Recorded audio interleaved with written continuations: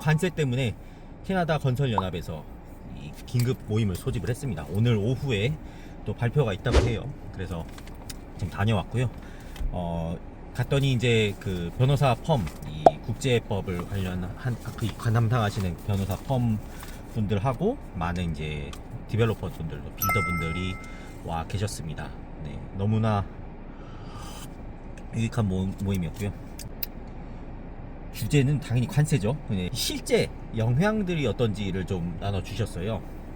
그래서 이 관세라는 게 이제 뭐 전체적으로 봤을 때는 자재에 어떤 영향을 미치는가, 한 30% 40% 영향을 끼친다고 합니다. 그 관세가 25%가 붙어도 특히 캐나다에서 쓰는 건설 자재들의 대부분이 이 캐나다에서 원자재를 미국으로 수출을 해서 미국 회사에서 써가지고 캐나다로 다시 돌아온 애들은 2번 붙습니다. 그러면서 생각보다 영향이 좀 더 있을 거다라는 말씀을 해주셨는데요. 그래서 실제 건설 이 자재비에 드는 영향은 제가 지난번에 나눠드렸던 거랑 비슷했습니다. 한 5% 정도를 예상한다 이러셨어요. 그래서 뭐 스틸, 알루미늄 뭐 이런 얘기도 있었지만 제 옆에 이제 털크스트라 대표가 앉아 계셨거든요. 그 털크스트라라고 캐나다에서 꽤 큰 자재 상인 입니다. 근데 그분들한테 이제 처음에 앉아가지고 딱 물어보니까는 벌써 느끼고 있는 부분 중에 하나가 이 컴포짓 트랙이라는 시스템이 있습니다. 이 데크 쓸 때 쓰는 컴포짓 자재, 나무 말고 이제 플라스틱이다. 사실 어떻게 보면 그 컴포짓 자재가 미국 회사다 보니까 거기 제품들이 많이 붙었다고 해요, 관세가. 그런데 자기 클라이언트 중에 이제 300,000 3억이죠. 3억 원 정도 규모의 큰 데크 그 컴포짓 그 자재를 시켜야 됐는데 그게 살짝 이제 언설튼티 때문에 딜레이가 되고 있다라는 얘기를 해주셨습니다. 그런 걸 봤을 때 사실 가격적인 면에서 영향보다는 언설튼티로 인해서 대처를 못하면은 좀 문제가 커질 수도 있겠다라는 생각이 들었어요. 그러니까 이 건설에 영향을 주는 것들은 당연히 이제 뭐 자재값 올라가는 거, 그리고 캐시플로우 이슈, 그러니까 서플라이어도 마찬가지고 컨트랙터도 마찬가지고 홈오너도 마찬가지고 캐시플로우 이슈 때문에 생기는 딜레이들로 인해서 이 건설 피라미드에 점점 이제 이 과부하가 걸리는 그런 문제가 있고, 이 캔슬레이션, 이 가격이 오르기 전에도 오를까 해서 미리 이제 캔슬을 한다거나 뭐 계약서가 뭐 잘못 써가지고 이제 계약을 다시 해야 된다거나 그런 것들로 인한 딜레이가 예상된다고 하였습니다. 뭐 그것들을 보호하는 법들은 있기는 한데 진짜 웃긴 게 그 코비드 때 엄청 올랐었던 때가 있잖아요, 자재비가. 코비드 때 올라서 소송했던 것들이 지금까지도 진행 중이라고 합니다. 물론 그땐 되게 심했어요. 그때 뭐 2x4가 뭐 8불까지 올라가고, 아마 제일 비쌌을 땐 제가 그 초기 때 봤을 때 12불까지 올라갔던 것 같아요. 로나에서 그 2x4 사는데 12불이라 그래가지고 저는 나무를 잘못 샀구나. 내가 2x4가 아니라 2x12를 샀나 보다 그랬는데 2x4였습니다. 엄청 많이 올랐었어요 그때는.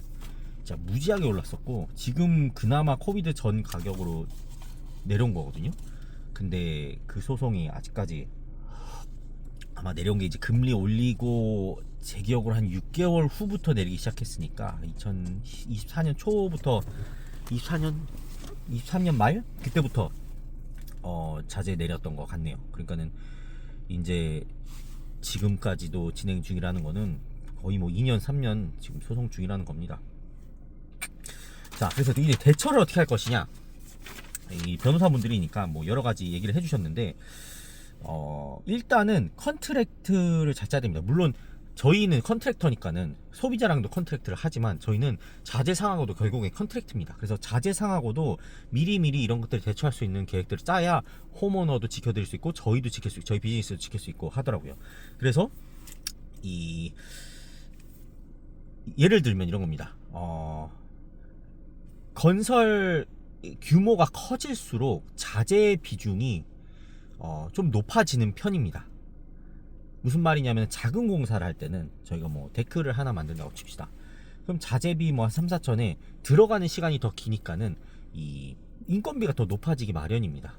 인건비에 대한 부분도 잠시 이따가 알려드릴 텐데, 근데 공사가 커져요. 그리고 점점 럭셔리해진다. 그럼 자재가 막 6,000불씩 해요. 문 하나에 막 6,000불이야. 저희가 지금 알아보고 있는, 점점 이제 이 캐나다에도 이 범죄가 많아지다 보니까 여러 가지 이 방탄 현관문, 뭐 창문 이 커버 뭐 이런 것들이 이제 많이 나오고 있습니다. 가라지 도어도 이제 좀 더 튼튼한 걸로 하고 있고요. 그래서 그런 것들 알아보면은 굉장히 비쌉니다. 자재비가 6,000불인데 저희가 문 하나 설치하는데 6,000불이나 받지 않거든요. 그러니까는 점점 자재비 비용이 커집니다. 럭셔리로 갈수록. 그렇기 때문에 이 자재 컨트랙트를 하는 게 굉장히 중요하고요. 만약에 그렇게 큰 규모가 있다면은 자재상하고 미리 컨트랙트를 해서, 그러니까 컨트랙터를 통해서 자재를 미리 구입을 한다든가, 아니면 컨트랙터를 통해서 그들이 이제 구매는 미리 해놓되 그들의 창고를 빌린다든가 하는 식으로 좀 디펜스를 해놓는 게 좋을 거라는 예상입니다. 계산을 잘 하셔야 되는 게 테이프가 올랐을 때 약 건설 비용, 전체 자재 비용의 5% 정도를 상승을 예상합니다. 근데 만약에 막 연 10%로 대출을 받아가지고 이걸 미리 사놓으면은 손해겠죠. 그러니까 그런 것들을 잘 계산을 하셔가지고 혹시나 이게 이 테리프가 안 붙어요. 도널드 트럼프가 이제 자비를 베푸셔가지고 이게 안 붙었다, 그렇다 하더라도 인플레이션에 대한 이 디펜스이기도 하고 딜레이로 인한 추가적인 인크리스도 막아줄 수 있기 때문에 이런 부분들 많이 고려를 할 수 있겠습니다. 그래서 이 만약에 대출은 조금 지켜볼 상황이고요. 대출까지는 아니고 만약에 캐시로 있으시다 이러면은 자재를 미리 페이를 해서 지출을 해놓는 게 어느 정도 디펜스를 해놓을 수 있는 좋은 방법인 것 같습니다. 물론 사기당하실 수 있으니까는 개인적으로 하신 분들 절대 그렇게 하지 마세요. 제가 요새 이 안 좋은 컨트랙터나 이 자재상한테 사기당한 얘기들 너무 많이 들어가지고 좀 주의를 하시라고. 어느 정도 관계가 있는, 네트워킹이 돼 있는 사람들하고 이렇게 하실 수 있는 겁니다. 그분들도 모르죠 사실. 뭐 그러니까는 계약서를 잘 쓰셔야 됩니다. 계약서를 잘 쓰셔야 되고 어느 정도 이 혹시나 그런 일이 발생했을 때 소송을 걸 수 있는 정도의 규모가 돼 있어야 되기 때문에 네, 개인적으로 진행하시지 마시고 단톡방에서도 한번 물어보시고 했으면 좋겠습니다. 그래서 이 인건비 아까 말씀드렸잖아요. 그 문을 다시 예로 들면 문이 6,000불이다. 캐나다에서 예를 들어서 그런 자재, 원자재를 수입을 해요. 타리프가 붙었죠. 그럼 미국에서 사실 이 문을 6,000불로 만들었지만 이게 다 자재비가 아니라는 거죠. 여기는 인건비도 들어가는 겁니다. 캐나다에서 그 원자재를 하면서 들은 인건비도 있죠.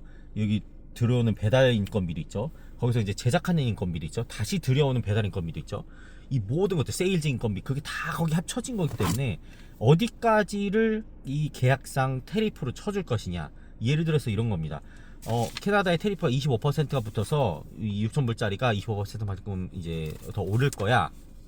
이렇게 됐다고 해봅시다. 이 완성 자재지만은 간단하게 계산을 위해서 25%가 붙었는데 그냥 25%가 붙은 게 아니고 6,000불이 아니고 가격이 7,000불이 된 상태에서 25%가 붙었어요.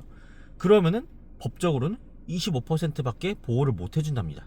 이 나머지 1,000불, 그러니까 미국에서 자기네들이 이제 이 원자재를 수입하면서 들었던 테리프나 늘어난 인건비로 인해서 이런 올라간 것들은 테리프로 쳐주지를 않을 가능성이 있다고 합니다. 그게 굉장히 이 변호사분들이 말씀하시는 디스퓨트, 이 아무튼 왔다 갔다 하면서 굉장히 논란의 여지가 있다는 거죠. 그러니까는 그런 부분에 말리시지 않도록 미리 대처를 할 수 있는 게 좋은 것 같습니다. 그래서 캐시가 있으시다면은 자재를 미리 구입해 놓는 방법, 자재를 미리 계약을 해 놓는 것, 그래서 가격을 픽스 해 놓는 것이 한 가지 방법이 될 수 있을 것 같습니다. 물론 리스크가 있는 장행 작업이기 때문에 리스크 매니지먼트, 어느 정도 아는 자재상, 거래를 많이 해본 자재상, 그리고 그 정도의 캐시플로가 있다는 것을 알 수 있는 자재상이어야 합니다. 캐시플로가 없는 자재상한테 그렇게 맡겼다가는 큰일 납니다. 예. 그렇게 맡겼는데 본인들이 자재 이 재고 관리 안 하다가 테리프 맞아가지고 그 피해를 감수하지 못해서 뱅크럽트 하면은 바로 피해를 떠안게 되시는 겁니다. 아까 말씀드렸지만은 저희 단톡방에 그 안타까운 소식을 나눠주신 분이 계세요. 뭐 업체를 공개는 안 하셨지만은 맡기셨다가 굉장한 날림 공사로 인해서 피해를 보신 분이 계신데 제발 그러지 말아 주시고요. 혹시나 그분이 이걸 안 보시겠지만 이런 걸 보신다면은 좀 잘 마무리 좀 해주셨으면 좋겠습니다. 이게 저희도 압니다. 그분이 뭐 악심을 품어서 그랬을 수도 있는데 하다 보면은 생각보다 이 이 계산이 제대로 안 돼서 아니면 이런 관세라든가 이런 unexpected한 이 시츄에이션들 때문에 마감을 하면 할수록 손해인 경우들이 꽤 있어요. 저도 굉장히 많았습니다. 근데 그래도 어떻게 해요? 그건 좀 심했던 것 같습니다. 좀 예, 그 현금 관리 예전에 그런 분도 계셨어요. 도박을 하셔가지고 그 받은 디파짓을 도박으로 다 날리고 자꾸 딴 데서 돈 받아가지고 그 공사하고 딴 데 갔다 왔다 갔다 하면서 문제가 있으셨던 분이 계세요. 그런 일들이 없도록 네, 컨트랙터를 제가 사실은 컨트랙터 잘 고르는 법에 대한 이 영상을 찍었었는데 안 올렸었어요. 안 올렸었는데 며칠 후에 단톡방에 이런 글을 보니까는 좀 올려야겠다는 생각이 들긴 하더라고요. 좀 더 업데이트해서 좀 더 정리를 해서 올리도록 하겠습니다. 그때 너무 막 그냥 운전하면서 막 떠들어가지고 그냥 올리지 말아야지 하고 안 올렸는데 많이 필요한 것 같습니다. 이게 너무 흔한 케이스다 보니까 한두 번 보는 게 아닙니다. 이 컨트랙터들 진짜 사람 괜찮아 보이고 진짜 마운틴뷰 대표 지나가시네요. 이 진짜 사람 괜찮아 보이고 막 말을 아무리 잘해도 그 사람이 그리고 진짜 나쁜 사람, 나쁜 의도로 그러지 않았어도 이런 경우가 생길 수 있습니다. 제대로 계산하지 못하면. 그래서 이런 공부도 미리 해두시고 대처도 미리 할 수 있게끔 이런 분야에서 전문가이신 분들과 이렇게 뭐 세미나도 다녀오시고 하면서 좀 준비를 해주시면 좋을 것 같습니다. 네, 저희도 대처를 해가지고 자재상들하고 나눌 수 있는 CDC라고 있습니다. Canadian Construction Document Committee라고 있습니다. 거기에서 이제 이런 것들을 이제 제시를 해줘요. 가이드라인을. 그래서 그런 것들 통해서 좀 컨트랙터도 서플라이어들하고 이런 계약을 함으로써 엔드 커스터머, 이 집주인이죠, 오너분들이 좀 보호를 받을 수 있는 그런 시스템을 좀 더 잘 만들어 놓도록 하겠습니다. 감사합니다.